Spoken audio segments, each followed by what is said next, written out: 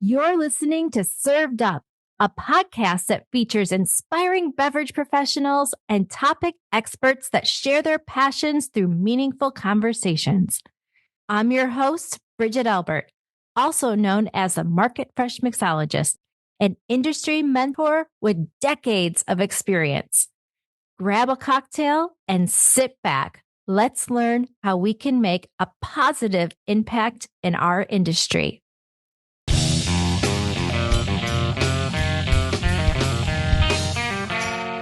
Hey y'all, it's Bridget here.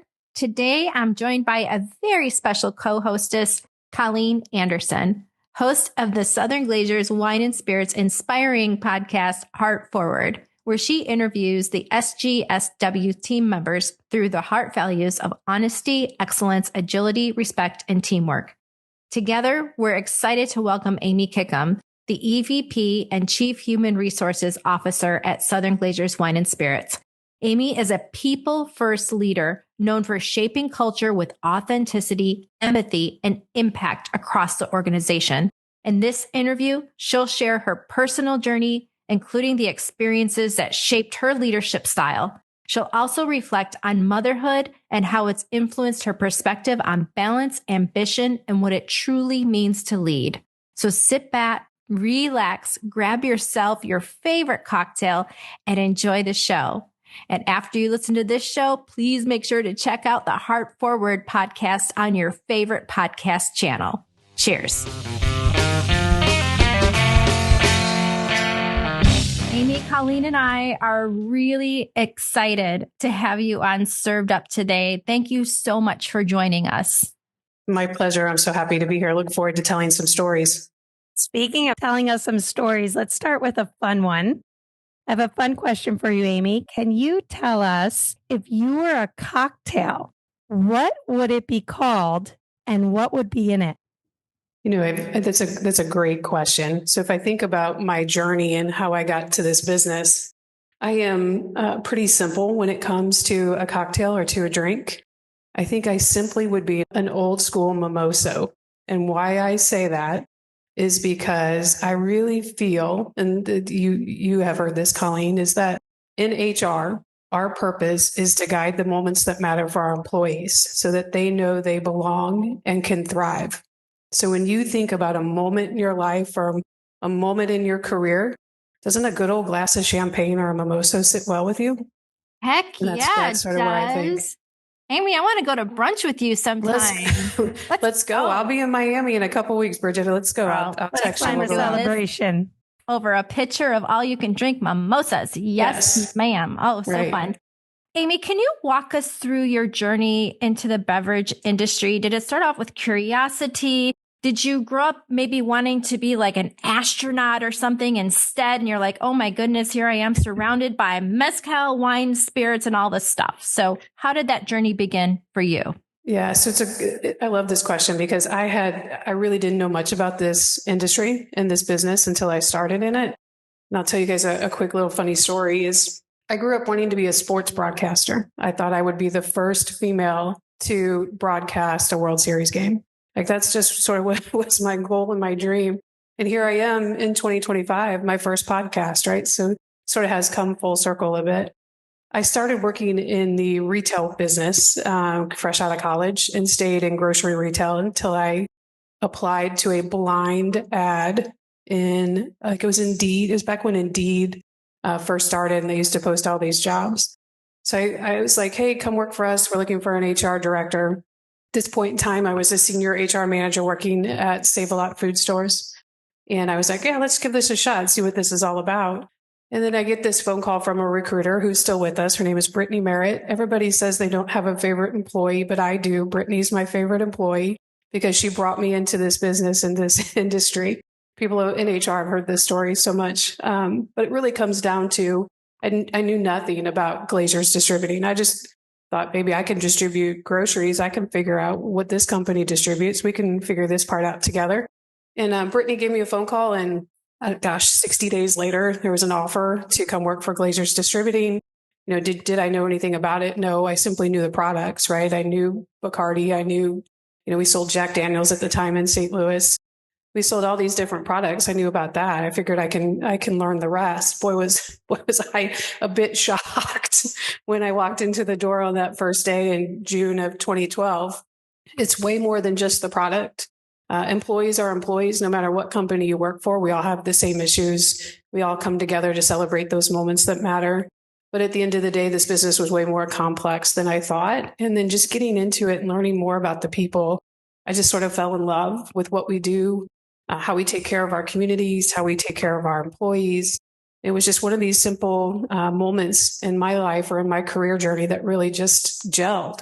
It was like, let's do this. Let's figure this out together. And here we are almost 13 years later, still enjoying this journey at Southern Glazers. I love that, Amy. And I had not heard the story about your hire. So love that for you, for Brittany, for that relationship. That's incredible. Yep. And I want to actually dig a little deeper. You talked about, 13 years later, you love this. Let's do this. Most recently, I think it's been about a year, named CHRO, Southern Glazers. Tell us about that moment when you realized, I can do this. Let's go.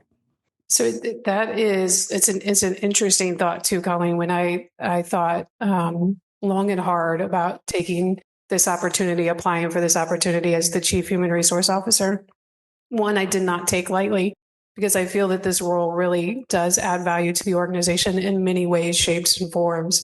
Not just simply from a female leader now sitting at the table with Wayne and his leadership team, but much deeper than that. One that gives back to their employees, one that gives back in ensuring that our employees have opportunities for growth and development. And it's one that I thought long and hard about. I had conversation with my husband, with my family, with lots of mentors, mentees, lots of people that came and helped me with this decision. And fortunately, not a single one of them said, don't do it. They all said, absolutely, Amy, you should do this. And this was kind of made for you, including many that I surround myself with today. And I was just simply blessed to be able to put my name in the hat and have this conversation with Wayne and end up where I am today as the CHRO. It's been a year, and people ask, how did that year go? My response is simple, quick. It's gone by really quick. 1 year that has brought to us a lot of change. But I embrace change. I love change. It's one of the things I really enjoy. I really love about working in HR. As you know, Colleen, there's not a day that repeats itself. Every morning when you wake up, there's a new journey ahead of you. And I love those journeys. I kind of think of each day as a small little mini journey. And I'm thankful to be part of this larger journey known as SGWS. And want to also talk about that journey because I agree every day is different. But you teach us, Amy, what's really important is to pause and reflect. Yeah. And look back at some of those moments that brought the greatest joy, because there's a lot of moments that may bring challenge, but there's also those big peaks, those wins. So when you look back on this past year, what would you say as part of your journey has been the greatest joy? So that's another great question. Joy is something that we don't often pause and reflect upon, right? It's easy to say, gosh, today was a tough day. How could I have managed this situation different, or how could I have done this differently? I'm a firm believer that reflection brings a lot of growth, a lot of thought leadership too as well. So when I really think about that one moment of joy is we have a slogan in HR. It's called #1HR, and it's the number one. It's not number one because we're the best or number one because we thrive to be number one. It's one because we are one team leading this journey together. And I firmly believe no matter what portion of HR you work in, what function of HR you work in, we are all thriving towards that journey and that end result of creating those moments for our employees. And when I reflect upon that last 12 months in this journey, there was a HR professional that reached out to me with a picture. And in the picture were people she had never met before within the HR function. And she simply said, #1HR. And at that point in time, I knew that we had started to resonate with what our strategy was and what our goal is to show up no matter what group you work in, where you work in, what you do. We are all striving and thriving towards that same goal, becoming one team, one dream. So inspiring. And being a part of living that, seeing it from the beginnings and to what we're becoming is really incredible to be a part of. And the perfect transition to that when we think about what we do and how we do it, whether we're one HR or we're one Southern Glazers or we're one with our suppliers, is talking about the heart values. And the heart values are truly what the organization believes it takes to win. And those heart values, it's an acronym. It stands for honesty, excellence, agility, respect, and teamwork. So will you lead us into the discussion around what resonates most with you about how we do it with our heart values? Yeah, this question I absolutely love because I get it a lot. The second question I always get is how do you embed it? And we'll get to that in a minute too as well. But essentially, when I think about the heart values, most would say I'd go to teamwork, right? My story about One HR is really driving the team and driving us together to ultimately live those heart values. But I can't go past the first one, and the first one is honesty, because I think honesty really drives trust. To get to teamwork, you have to have trust. You have to have trust in each other. You have to have trust in our abilities to get things done. I have to have trust, Colleen. If I say, hey, I need some help driving the employee engagement survey, you're going to go out and do that. Without that trust, none of these heart values exist, in my opinion. We have to create that strong level and foundation in our organization so that we believe in each other. We're driving towards the same results, driving towards the same goals, driving towards our 2030 vision. That all starts with trusting each other that we're going to play our part and do our part for success. It's so incredible because I do think that there's something very special there that Southern Glazers put forward, with the heart values versus many other companies. Mm-hmm. And so, with that said, can you share just a story where you saw the heart values in action, both personally or even just across your team? So there's a young man that works for us in the Central region. His name is Woody Elliott. Woody and a few others, Merrick Rensel, Jessica Bicknell, Angela Castiglione, created a playbook for heart values, right? They were concerned. You asked the question, how do I embed these heart values into the organization? That really started with their trust in each other to say, hey, we need to create something for the organization to help embed the heart values. What does that look like? What does that feel like? How do I do things? Sometimes something as simple as recognition goes unknown. It's simple, thank you. How do I acknowledge them? And within this playbook and toolkit that they created, driving the business all towards the same direction of how I embed those heart values, it was something they took upon themselves, something they wanted to do, something the business was asking for. And they didn't ask for, hey, Amy, can I do this? They just said, hey, Amy, we're going to do this. I trusted they'd get it done and they'd do well with it. Not only did they do it well, but they hit a home run with it. And all of our HR business partners now have access to this toolkit. So if you're interested in it, reach out to your HR business partner because it will give you simple instructions in how I embed it. Something as simple as a team meeting or a high five really goes a long way. You just don't realize those missed opportunities. So when they present themselves, make sure you take advantage of them. You just talked about, toolkits, and we're talking about programs as well. And really, Southern Glazers is very well known in the industry of having those leading development programs for our teams. Which ones have been the most impactful, Amy, for your career? Everybody wants to go to ELP because it's our prestigious program. And I love ELP and looking forward to the continued evolution of that program. But it really starts as a new leader, right? So all of a sudden you get the magic wand. Congratulations. You're now a manager of 6 people. Most people are going to look at you across the table and they'll be like, holy cow, now what do I do? Like, okay, great. Now I'm a manager. I've got this promotion. The new leader program helps employees really understand what it takes to be a new leader. One of the most impactful classes I ever took was a courageous conversation class.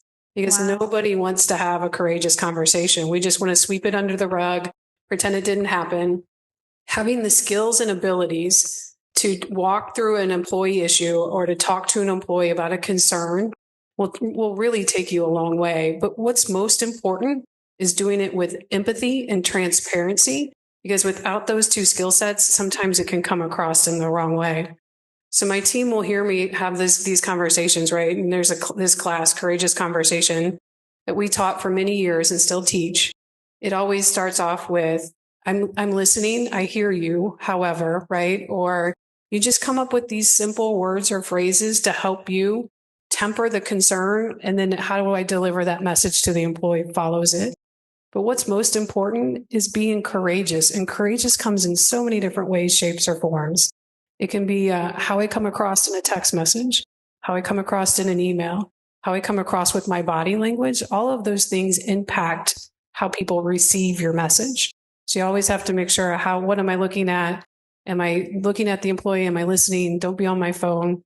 Tell my kids this all the time. My 16-year-old is going to struggle one day with a job interview because she's so used to texting, and she texts in such a funky language. I have to ask her, what does that mean? Or what are you talking about?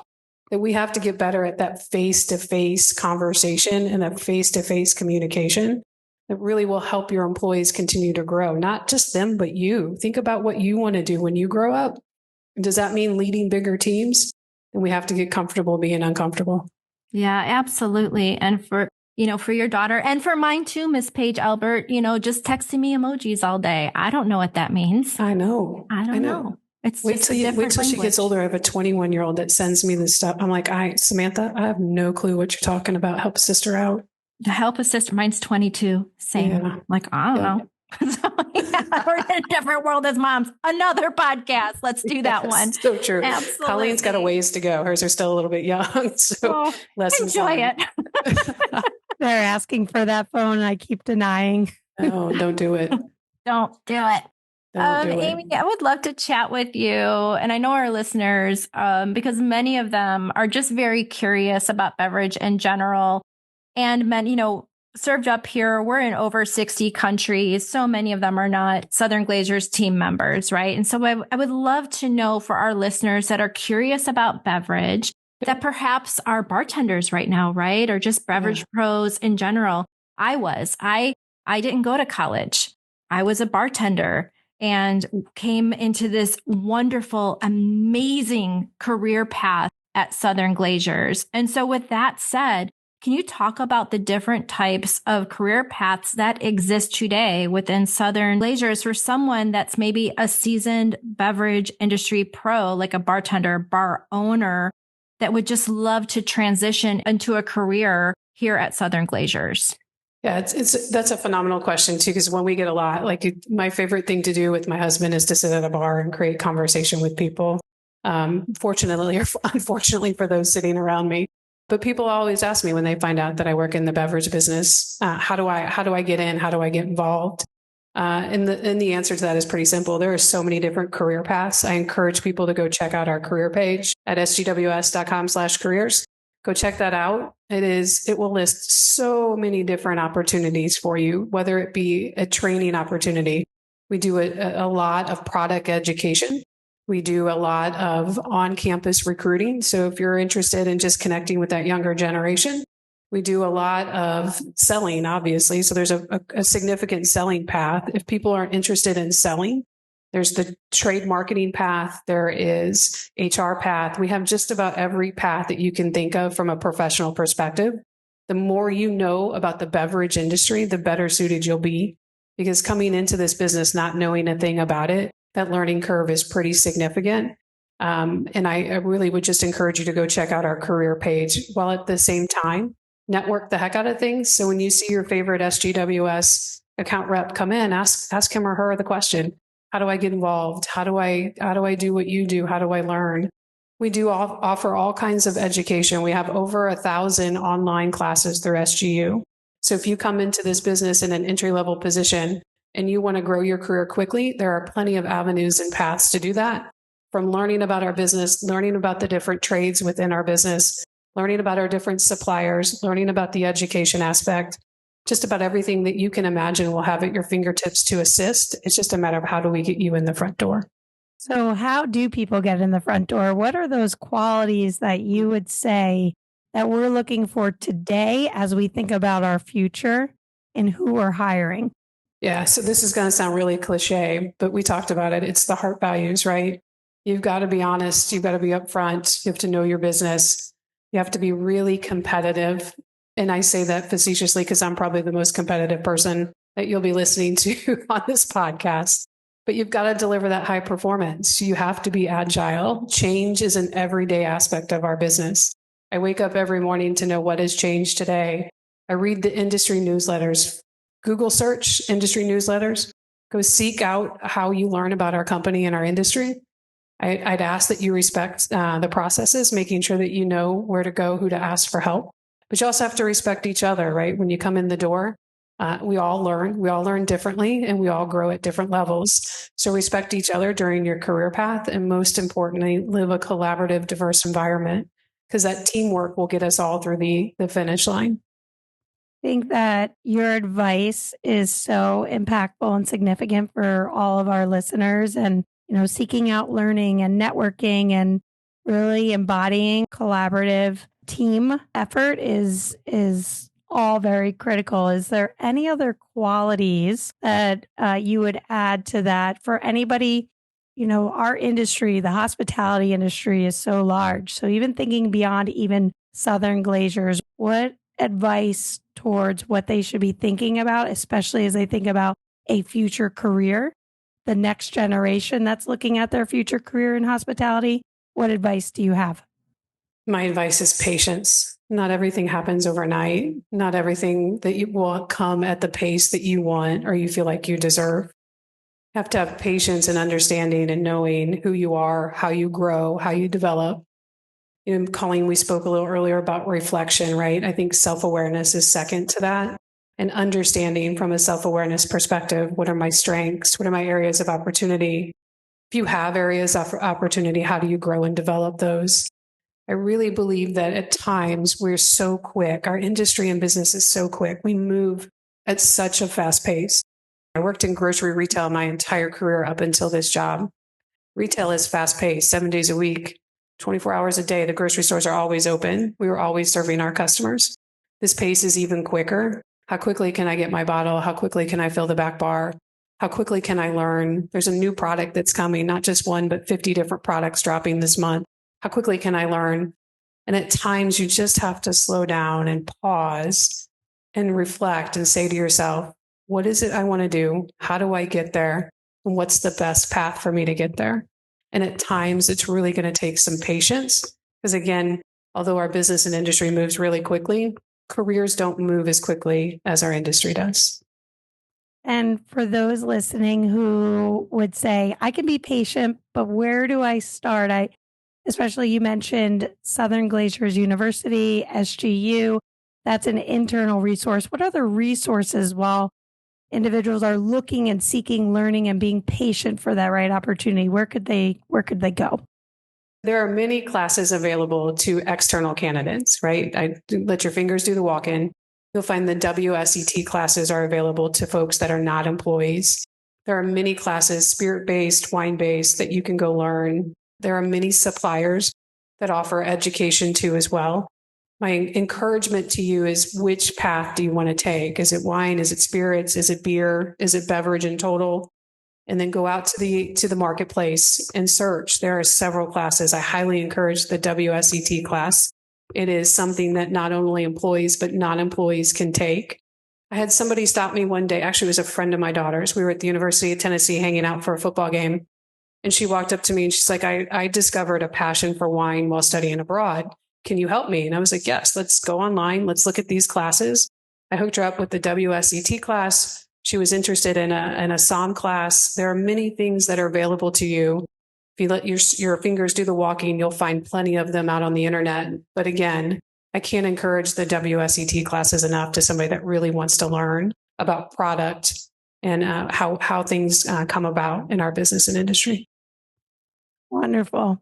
Just to say again, Amy, this has been such a wonderful conversation. We started with on a fun note, and we want to end also and close on a fun note. So our closing question is, if you could give your younger self one piece of career advice, but it has to be written on a cocktail napkin, what would that advice say? So this question I've been asked before, and I love it because it's like an elevator pitch, right? We all should have elevator pitches. So if you're on the elevator and you punched a higher floor, like Prince told us to do years ago, you would know what exactly you'd say to somebody when they say, "What do you do?" or "How did you get to where you are?" And mine is simple. Sometimes not taking the risk is the biggest risk of all.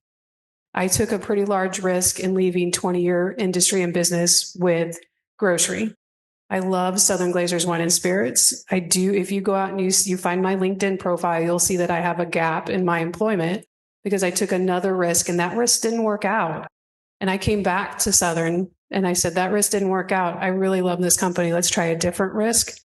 And I will tell you, 14 months ago, I took the biggest risk of my career in telling Mr. Chaplin, "I'm your next future chief human resource officer." I was lucky enough for him to accept that challenge. And here we are today. So go out there, take that risk, everybody. It'll be well worth it. We need to put that on t-shirts, magnets, bumper stickers. Yep. That is one that I had not heard before, Amy. And sitting here today, I am inspired by you. Thank you, Bridget. It's very kind. You are a powerful, insightful woman. And we just appreciate you coming on Served Up, sharing your knowledge, and really inspiring our listeners just to take that chance to what they want to do next, whether it's beverage or even something else. I do feel like what you shared today can be applicable in so many fields. So thank you for that. You're welcome. My last piece of words of wisdom in this is, the only people that can make you happy is you, right? Whether this business or industry makes you happy, only you know that. What's most important is you take those risks, make yourself happy, because in the end, life is really short, as we learn quickly in life. So make sure that you take those risks, but those risks also make you happy. Amen to that. That's some great advice. Well, with that said, Amy, on behalf of Colleen and I want to just thank you again for taking some time out of your busy and very important schedule to spend a moment with us. And I want to wish you just some great health and a lot of peace. Cheers to you. Thank you, Bridget. Thank you, Colleen. Cheers to y'all. Have a great day. Thanks for listening. Served Up is brought to you by Southern Glazers Wine and Spirits. Produced by Zunu.online. Music by We Killed the Lion can be found on Spotify. Make sure to subscribe to be notified of our future Served Up episodes. Cheers.